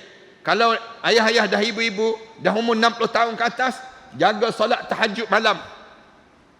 Solat tahajud, jangan tinggal. Walaupun 1 rakaat pada malam-malam hari yang kita lalui. Dalam bulan Ramadan, kita boleh jaga solat tarawih. Kenapa dalam bulan-bulan lain kita tak boleh jaga solat tahajud malam? Solat tarawih itu satu latihan untuk kita jaga yang disebut dengan solat malam. Allah dia nak suruh kita jaga solat malam dalam bulan Ramadan. Allah jadikan solat tarawih. Rajin orang kita tarawih sampai berkelahi nak buat 8 ke 20, 8 ke 20 sampai di kalangan kita. Tapi bila habis saja bulan Ramadan, kenapa kita tak jaga solat tarawih yang kita jaga dalam bulan Ramadan? Kita perlu teruskan dalam bulan-bulan yang lain yang namakan dengan salat malam di kalangan kita. Ayah-ayah, ibu-ibu, jangan tinggal malam-malam kalian dengan solat. Bangun solat. Bangun. Kerana bangun solat ni di antara amalan-amalan para anbiya, amalan-amalan para nabi yang mempersiapkan diri dia untuk menghadap di hadapan Allah Subhanahu wa taala. Jaga demikian. Amalan apa lagi dalam ibadah? Di kalangan kita suka menumpukkan harta. Menumpukkan harta, membanyakkan harta. Kumpul harta entah apa-apa dalam hidup. Kumpul harta untuk apa? Kumpul harta untuk apa? Dia jawab, saya kumpulkan harta untuk simpanan bekalan hari tua, Ustaz. Siapa yang ajar? KLSP, Ustaz. KLSP ajar simpanan untuk bekalan hari tua. Islam tak suruh kita simpan harta untuk bekalan hari tua. Tapi Islam disuruh simpan harta untuk bekalan ke syurga. Macam mana kita nak dapatkan syurga dengan harta kita? Ni simpan harta dia. Dia cari harta pandai. Tapi sampai hujung nyawa, dia tinggal harta atas dunia, dia mati masuk dalam kubur seorang-seorang. Harta dia kena jawab terhadap apa yang dikumpulkan tadi. Dia cerdik sikit dalam hidup kita. Kumpul harta ni sampai hujung nyawa. Sekarang hujung nyawa dah dalam hidup kita ni, hantar ke akhirat. Hantar ke akhirat. Macam mana nak hantar ke akhirat? Sedekah. Gunakan untuk perjuangan Islam. Harta benda jangan disimpan. Saya tengok masjid memerlukan lagi sumbangan ini, sumbangan wakaf ditulis sebanyak lebih kurang 280,000 saja yang ada ni. Masjid perlu lagi. Harta kita lah berebut. Orang kawasan ni berebut. Ambil duit saya, ambil. Waktu mana kita bagi harta kita ni, bukan kita bagi pada masjid, kita bagi pada diri kita juga. Bila kita sampai di akhirat, kita jumpa balik harta benda kita ni. Ni kaedah dalam hidup kita. Orang mukmin, jangan kita rumah kita di dunia dah ada dah. Rumah di akhirat tak ada. Cerdik ke tak cerdik dalam hidup? Cari harta kita ni biar ada. Kereta kita ada di akhirat. Rumah kita ada di akhirat. Makanan malam pertama kita dalam kubur, kita kena siap dah sekarang. Macam mana? Kita bajakkan orang berbuka puasa, kita buat jamuan makan, kita bagi makan pada fakir miskin, bagi pada makan anak-anak tahfiz ini. Semua ni satu ganjaran yang besar yang Allah sediakan untuk diri kita. Bila kita masuk dalam kubur nanti, ular-ular hitam tadi akan hilang daripada kubur kita dan akan bercahaya kubur kita dengan harta benda yang telah kita gunakan di jalan Allah Subhanahu Wa Taala. Orang kita ni simpan. Dah pencen, balik kampung buat rumah besar. Siap je rumah besar, beli kereta besar. Untuk apa lagi dalam hidup dia? Tak puas hati lagi, kahwin isteri besar pula dia. Nak selesa ni, masuk rumah baru ni. Siap je, masuk seminggu rumah besar, meninggal dunia dia. Dah kereta baru dapat pada isteri baru. Isteri baru pula, habis je dah kahwin dengan suami baru. Suami baru pula, petang-petang bawa kereta baru ni. Raun kawasan kubur kita. Kita dalam kubur tu tengok macam-macam je kereta ni kita sebut. Dia raun saja tak apa juga, dia horn tu sakit hati dia panggil. Bila dia horn tu rasa nak jadi hantu maklimah balik ke rumah je. Membazir je dalam hidup. Jangan demikian dalam hidup kita. Harta jangan ditumpukkan di dunia. Harta mesti dihantar ke akhirat. Macam mana nak hantar ke akhirat? Wakaf. Macam mana nak hantar ke akhirat? Sedekah. Macam mana nak hantar ke akhirat? Hibah. Hibah. Bagi pada anak-anak kita. Panggil anak-anak kita. Bagi tahu terus pada dia. Abah meninggal dunia. Ibu meninggal dunia. Jangan ada seorang pun anak-anak dia berkelahi. Jangan berebut harta pusaka. Tak adanya. Rumah ni jangan rebut. Rumah ni abah nak bawa ke akhirat. Mak kamu nak bawa ke akhirat. Macam mana cara? Mari berjumpa dengan AJK Masjid. Bagi tahu pada AJK Masjid. Saya meninggal dunia. Isteri saya meninggal dunia. Rumah tu saya wakafkan untuk masjid. Saya wakafkan untuk masjid. Masuk je dalam kubur. Jumpa balik rumah kita tersebut. Tak percaya cuba try mati, tak percaya. Nak tahu jumpa tak berjumpa. Berjumpa balik rumah tersebut. Allah jadikan jauh lebih indah daripada apa yang ada atas dunia. Ni rumah kita direbut oleh anak-anak kita. Kelahi adik-beradik di kalangan mereka tersebut. Yang kita dalam kubur sengsara dalam kubur. Selagi mana tak selesai harta pusaka yang ditinggalkan atas dunia, selagi itulah tak selesai orang dalam kubur. Tak selesai dalam kubur. Tuan-tuan nak seksa mak ayah tuan-tuan, tuan-tuan berkelahi berebut harta pusaka. Ataupun tuan-tuan tak payah berkelahi, biarkan dia begitu saja. Selagi mana nama dia masih ada lagi di bil elektrik, nama dia ada lagi pada bil akaun air, masih lagi ada hutang dengan Selcom ke dengan apa saja yang terikat dengan dia, selagi itulah dia tak selesai dalam kubur. Jangan buat demikian pada orang yang mati. Jangan seksakan mereka. Pastikan kita memastikan harta kita ni supaya bila masuk dalam kubur kita banyak harta benda kita pahala-pahala kita menghadap depan Allah. Dua. Yang ketiga, di antara kesilapan yang besar lagi, orang yang tak mampu nak hias kubur dia menjadi cahaya yang indah, kubur dia menjadi dalam keadaan raungan pada dia bila dia jaga perangai. Akhlak kena jaga, tuan-tuan. Jangan putus silaturahim sesama kita. Jangan ada di kalangan kita yang mati di saat mana dia tak tegur sapa dengan orang lain. Siapa yang mati dalam keadaan dia tak tegur sapa di antara satu sama lain, la yadkhulul jannah. Rasulullah sebut tak masuk syurga. La yadkhulul jannah man qati'ur rahim. Tak masuk syurga siapa yang mati di saat mana dia sedang memutuskan silaturahim. Tak masuk syurga. Nak sebutnya, dia putus dengan siapa? Orang lelaki, dia sedang memutuskan hubungan dia dengan mak dan ayah dia. Kenapa dia putus hubungan dengan mak dengan ayah dia? Kerana dia sedang menjaga hati isteri dia dan anak-anak dia. Dia lupa terhadap tanggungjawab dia terhadap mak dan ayah dia. Orang perempuan, kalian sedang memutuskan silaturahim dengan siapa? Dengan suami kalian. Dengan suami kalian. Suami kalian terasa hati dengan kalian. Kebanyakan orang perempuan dilakukan demikian. Dosa yang sering kali dilakukan oleh orang perempuan terhadap suami dia, berkasar dengan suami dia, sampai tersimpan perasaan, kata-kata yang mengguriskan hati dan perasaan suami dia. Suami dia simpan je dalam hati. Sakit hati Allah saja yang tahu. Nyakit tu mula-mula kahwin kerana berkasar dengan suami. Angkat suara depan suami, cakap kasar depan suami, kata macam-macam gaya pada suami. Suami simpan dalam hati. Sakit hati suami, dia simpan dalam hati. Terbawa-bawa sampai ke tua. Sampai tua kena penyakit pada suami. Suami kena penyakit apa? Penyakit takut bini, dia panggil demikian. Takut pada isteri dia. Dalam tak sedar, jaga yang disebut dengan hati isteri dia. Jaga anak-anak dia. Dia sakitkan hati mak dan ayah dia. Dia sakitkan hati mak mertua dan ayah mertua pula. Ni kebanyakan dosa orang lelaki. Termasuk saya. Nak sebutnya demikian. Terlampau kita ni nak jaga perasaan hati itu sebut, nak jaga hati isteri, sampai kita kena penyakit dalam hidup. Na'udzubillah min dzalik. Jaga-jaga. Kenapa terdiam semua macam pernah kena je ni? Nak sebutnya di kalangan kita. Ni di antara dosa. Mati di saat mana suami kalian terguris perasaan.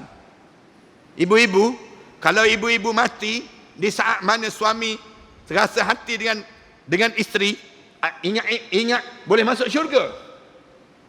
Tak ada syurganya, meraung dalam kubur sekejap lagi. Tak berjumpa syurga. Fatimatus Zahra, waktu mana dia bercakap kasar sekali dengan Sayyidina Ali. Satu petang, tengah-tengah minum air, pada petang hari, dia bergurau dengan Sayyidina Ali, cakap kasar dengan Sayyidina Ali. Terkeluar perkataan kasar, menyebabkan Sayyidina Ali terdiam. Fatimatus Zahra cepat-cepat minta maaf dengan Sayyidina Ali. Maafkan saya. Saya tak ternyangka terjadinya demikian. Minta maaf. Pusing jasad Sayyidina Ali. Minta maaf sebanyak 72 kali pusingan. Pusing minta maaf. Sayyidina Ali diam. Sampai Fatimatul Zahra bila dalam keadaan Zahra turun daripada rumah, balik menangis, balik ke rumah Rasulullah sallallahu alaihi wasallam. Rasulullah bila tengok anak perempuan dia dah balik, Rasulullah ambil ridak, Rasulullah hampar ridak Rasulullah, dan Fatimatul Zahra duduk atas ridak tersebut. Bila duduk atas ridak tu, Rasulullah hampar. Rasulullah, kenapa dengan Fatimah? Cerita pada saya, ayah kamu Rasulullah, apa yang berlaku dalam hidup kamu? Fatimatul Zahra cerita. Dengar je begitu, Rasulullah tarik ridak yang telah duduk oleh anak perempuan dia. Rasulullah sebut, balik kamu wahai Fatimah, minta maaf dengan suami kamu. Wahai Fatimah, kalau sekiranya kamu meninggal dunia saat mana suami kamu Ali sedang terasa hati dengan kamu, aku Muhammad Rasulullah tidak akan mensolatkan jenazah kamu wahai Fatimah. Nak sebutnya besar suami dalam hidup seorang isteri. Besarnya nilai. Manakala ibu dan ayah bagi orang lelaki kena jaga. Jangan lepaskan peluang kita nak jaga mak ayah kita. Ni mak ayah kita dah tua, kita lepas. Bagi pada orang lain. Tak berebut langsung nak jaga. Ni dosa yang sering kali dilakukan oleh orang lelaki. Sampai mak dan ayah terasa hati dengan anak-anak lelaki. Yang ni paling bahaya dalam hidup. Tak ada nilai dalam hidup kita menjadi seorang lelaki kalau sekiranya mak ayah kita berada pada orang lain. Tak berebut untuk kita nak jaga dalam kekeluargaan kita. Patutnya mak ayah kita ni pintu syurga dalam hidup kita. Kita berebut.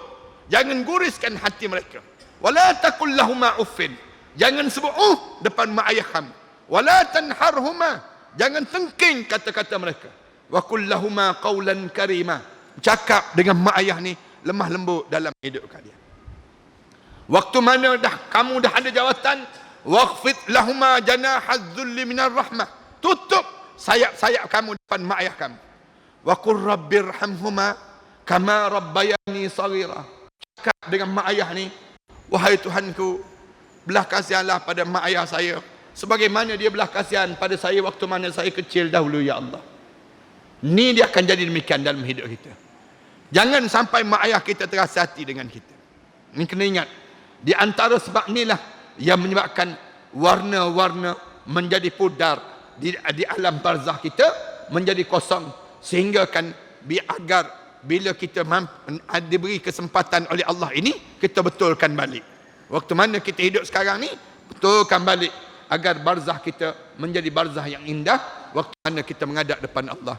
Saya mohon maaf kerana panjang sikit masa ni. Saya tengok tuan-tuan dah betul tulang belakang 7 kali dah saya kira. Jadi mudah-mudahan dengan pertemuan kita malam ini, Allah jadikan sedikit cara kita berfikir lain sedikit. Balik malam ni termenung sikit, biar panjang sikit. Tanya pada keluarga kita. Tuan-tuan balik nanti, tanya isteri kita, suami kita. Saya ni kalau saya mati malam ni lah, agak-agak saya dalam syurga tak besok? Tanya je soalan ni. Biar kita sentiasa tanya di kalangan kita soalan ni. Jumpa je dengan kawan kita tanya, saya ni ahli syurga ke saya ni ahli neraka? Sentiasa bertanya soalan ni. Tanya soalan ini. Jangan kita sibuk tanya projek apa lagi yang kita nak dapat. Jangan sibuk tanya nak makan apa lagi. Cuba tanya di kalangan kita ni, saya ni kalau saya mati, saya ni ahli syurga ke saya ni ahli neraka? Yang ni yang perlu kita tanya. Biar mudah-mudahan kita termasuk di kalangan orang-orang yang malaikat sambut kita. Bila kita dekat nak meninggal dunia, dengar malaikat sebut, Allah takhafu, jangan takut, wala tahzanu, jangan sedih, jangan sedih. Wa abshiru bil jannati allati kuntum tu'adun. Malaikat sebut kabar gembira terhadap syurga yang telah Allah sediakan untuk diri kami. Waktu tu mercik atas dahi kita ni, peluh-peluh. Dan nampak air mata ni mengalir. Hidung ni kembang kempis. Rasulullah sebut, itu tanda dia di kalangan ahli syurga Allah Subhanahu Wa Taala. Mudah-mudahan kita semualah insya-Allah. Terima kasih di atas kesempatan malam yang baik ini. Mudah-mudahan semua yang hadir malam ni di kalangan ahli syurga Allah Subhanahu Wa Taala. Dan kita berjanji, kalau ada seorang je yang hadir malam ni di kalangan ahli neraka, kita berjanji untuk bagi tarik dan syafaatkan mereka untuk masuk dalam ke syurga Allah dengan kehadiran di kalangan kita ini sendiri insya-Allah. Aku qouli hadza astaghfirullah li wa lakum. Assalamualaikum warahmatullahi taala wabarakatuh. Tuan-tuan, sebelum kita baca doa ni, saya ada karang beberapa buah kitab. Termasuk ni kitab persiapan menjelang kematian. Bila dekat nak mati, nak buat amalan apa? Yang ni kitab ni ada satu doa yang besar yang diajar oleh Rasulullah sallallahu alaihi wasallam kepada Abu Hurairah radhiyallahu anhu pada muka surat 47 dalam kitab ni. Saya dapat daripada guru saya waktu mana saya belajar di Al-Azhar dahulu. Waktu tersebut guru saya diajar baca doa ni. Dia kata dia dapat daripada guru pada guru dia waktu mana dia mengajar tersebut, dan dia baca doa ni. Kemudian bila dia baca doa ni, dia habis saja dia baca doa tu, kami ikut. Kemudian dia kata, aku ijazahkan doa ini pada kalian semua. Lalu kami jawab, kami terimalah doa ini. Malam ni saya nak baca juga doa ni. Doa ni tuan-tuan ikut ramai-ramai ya. Tuan-tuan ikut ramai-ramai. Lepas pada habis doa ni, saya sebut, saya ijazahkanlah doa ini pada semua jemaah yang hadir. Jemaah jawab, kami terimalah doa ini. Boleh? Doa ni Rasulullah sebut pada Abu Hurairah. Abu Hurairah, kamu nak tak bila kamu dekat nak meninggal dunia, kamu tahu dah ni kematian kamu. Kemudian kamu baca doa ni, kemudian kamu tidur, kemudian kamu meninggal dunia. Tempat kamu dalam syurga Allah, Allah haramkan jenazah kamu dalam api neraka Allah. Abu Hurairah sebut, apa dia ya Rasulullah? Rasulullah hajar doa ni. Doa yang ada ni. Jadi saya nak baca sekali, jemaah-jemaah ni, oleh kerana kali pertama saya sampai di masjid ini, saya baca juga doa ni. Saya ijazahkan doa ini pada semua jemaah yang hadir pada malam ni. Boleh ya? Jemaah-jemaah jawab, kami terimalah doa ini. Ataupun sebut qabiltu, kami terimalah doa ini. Ikut ya, saya baca, jemaah-jemaah ikut. La ilaha illallah yuhyi wa yumit wa huwa hayyun la yamut wa subhanallah rabbil ibad wal bilad walhamdulillah hamdan kathiran tayyiban mubarakan fih ala kulli hal. Allahu akbar kabira, Allahu akbar kabira, kibriya rabbina wa jalalatuhu wa qudratuhu bikulli makanin.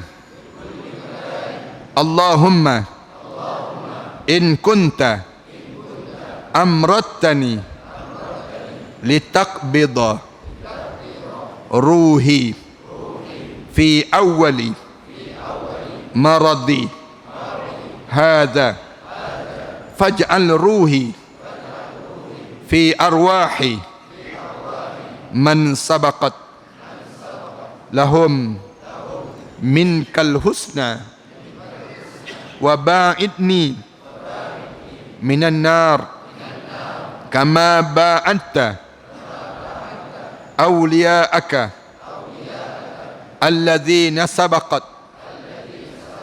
lahum minkal husna. Amin ya rabbal alamin. Saya ijazahkan doa ini pada semua jemaah yang hadir pada malam ini. Saya karang berapa buah kitab lagi tuan-tuan, termasuk ada satu kitab yang saya susun dengan orang rumah saya, doa kitab Ud'uni, kumpulan doa-doa daripada Al-Quran mengikut surah-surah. Mengikut surah Al-Baqarah, surah Al-Imran, dan ada doa-doa yang Allah ajar pada kita supaya kita berdoa, supaya kita minta dengan Allah. Ini kitab ni saya karang, kitab ni tuan-tuan bolehlah balik nanti tuan-tuan susun balik surah Asy-Syu'ara. Dalam surah Asy-Syu'ara ni kemudian ada doa untuk apa dia tu saya sebut, doa untuk mohon agar dikurniakan ilmu dan dihubungkan dengan orang yang saleh. Ini di antara dalam surah Asy-Syu'ara dan sebagainya. Doa ni banyaklah, termasuk doa-doa tertentu yang saya sebut, tulis balik doa-doa ni. Ni sebuah macam kumpulan doa-doa dalam Al-Quran Karim yang saya kumpulkan dan saya keluarkan demikian. Saya karang kitab-kitab ni kerana saya bangunkan Ma'had Tahfiz sebagaimana yang disebut oleh pengerusi sebentar tadilah. Saya ada lebih kurang 5 buah sekolah tahfiz, 1 college yang saya bangunkan. Saya ambil anak-anak yatim, saya tanggung mereka menghafal Quran, dan orang-orang miskin. Lebih kurang 5 buah tempat yang saya bangunkan. Saya bangunkan di Kelantan, saya bangunkan juga di Jantuk Pahang, saya bangunkan juga di Shah Alam, kemudian saya bangunkan juga di Kuala Terengganu, kemudian saya bangunkan di Pulau Langkawi, satu lagi Pulau Langkawi. Kalau ada anak-anak yatim, orang miskin yang nak menghafal Quran, saya alu-alukan sangatlah datang ke sekolah saya. Kemudian kita tanggung sepenuhnya mereka menghafal Quran di tempat tersebut. Dan saya bangunkan tempat tu, saya wakafkan kawasan tersebut untuk dibangunkan menjadi tempat yang mereka menghafal Quran. Saya bantu juga anak-anak yatim di selatan Thailand. Selatan Thailand yang mak ayah mereka tembak mati. Saya ambil anak-anak yatim tersebut. Asalnya 22 orang je pelajar. Sekarang ada lebih kurang 850 orang pelajar yang sedang menghafal Quran, anak-anak yatim Thailand. Tiap-tiap bulan saya hantar dana lebih kurang 30,000, 40,000 sebulan bagi membiayai mereka tersebut. Macam mana cara saya buat? Saya suruh mereka bela lebah. Lebah menghasilkan madu. Madu ni mereka letak depan mereka, mereka bangun tahajud malam-malam, anak-anak yatim tersebut, orang susah tersebut, dia doa pada Allah. Lebih kurang mereka sujud selama 3 jam setiap pagi. Kemudian mereka hantar madu tu ke Shah Alam. Saya gunakan untuk perubatan Islam. Orang yang kena sihir, saya kata minum air madu. Yang kemudian saya suruh buat amalan, minum air madu. Rasulullah pun sebut, biasakan hidup kamu dengan minum air madu. Alaikum bil asal. Biasakan hidup kamu dengan minum air madu. Kalian nak rasa nikmatnya air dalam syurga Allah di dunia ini lagi, Rasulullah kata ambil air madu tersebut, sejukkan dia.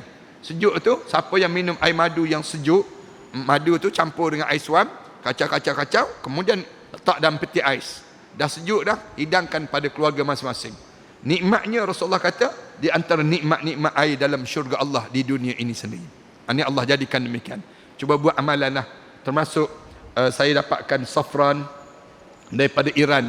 Ibu-ibu yang ayah-ayah yang payah nak dapatkan safran tu, boleh dapatkanlah safran di luar nanti. Safran ni untuk kegunaan kita buat masakkan dalam minuman, dalam makanan kita, dan di antara herba yang termahal dalam dunia safran ni lah.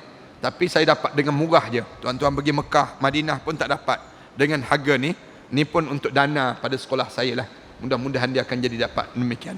Kalau tuan-tuan tak dapat yang lain, tuan-tuan pakai ambil pamphlet ni lah, pamphlet sekolah saya ni.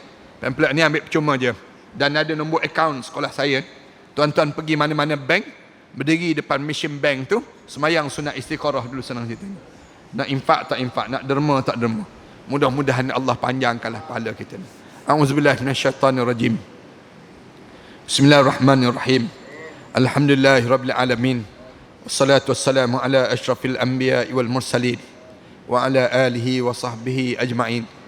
Allahumma shrah lana sudurana wa hassin akhlaqana wa yassir lana umurana.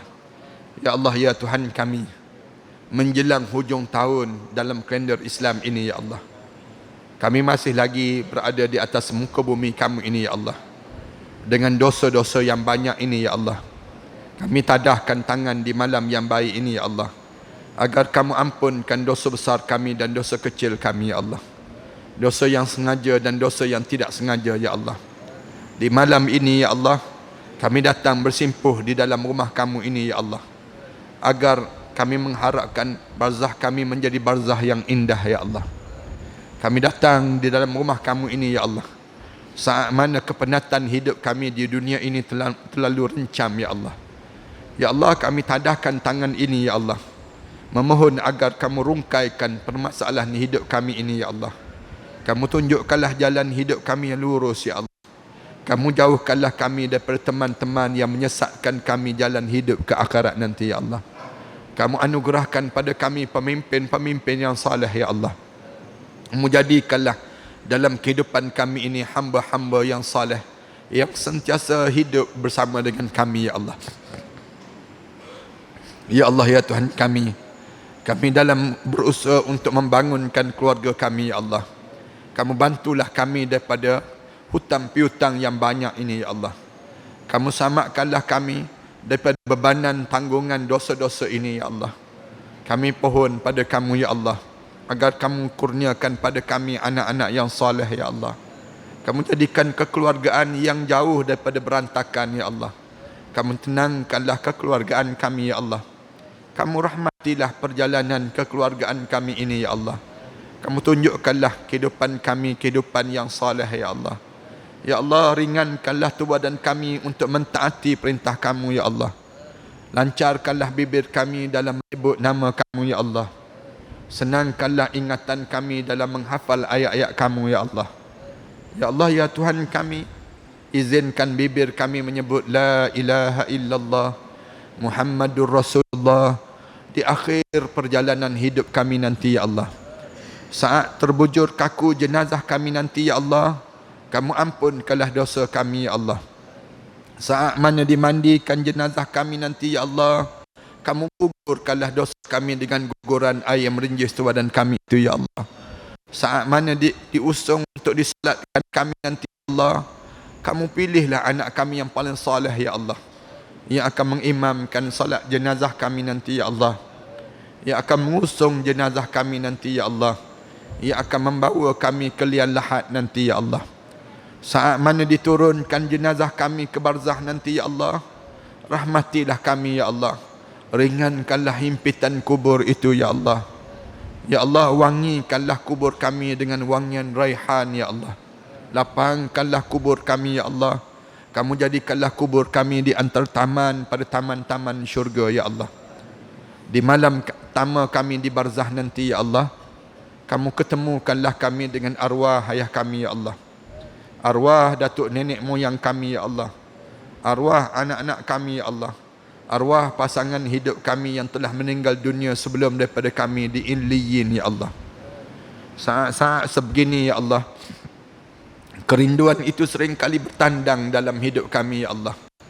Rindu saat kami membesar di atas dukungan arwah ayah kami dahulu ya Allah. Rindu saat kami tertidur di atas ribaannya dahulu ya Allah. Rindu saat kami bangun di penghujung malam, kedengaran esakan tangisan arwah ayah kami ya Allah.